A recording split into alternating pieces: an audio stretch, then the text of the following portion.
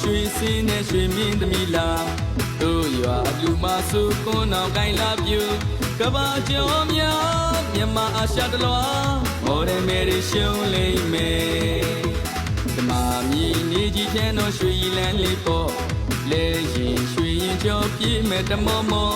အလူမြေတလေးရွှေရောင်စင်းရွှေသရာတွေဝင်လို့ပေါ့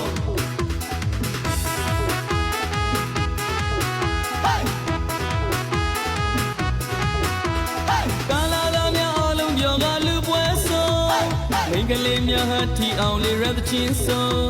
အလူတော်လေးကမိုးတော့ညံအောင်ဆိုတီလို့တို့ကလေးနဲ့ကားလို့နေပြန်ရွှေရိုးမြင်သူများလည်းပြောအလူရှင်ကြီးလည်းပြောရတနာစိတ်လည်းလူတော်ပြိသိပါမည်ဖြစ်လို့ပြောအလူရှင်ကြီးလည်းပြောမြင်သူများလည်းပြောရတနာစိတ်လည်းမင်္ဂလာပြိသိပါမည်ဖြစ်လို့ပြော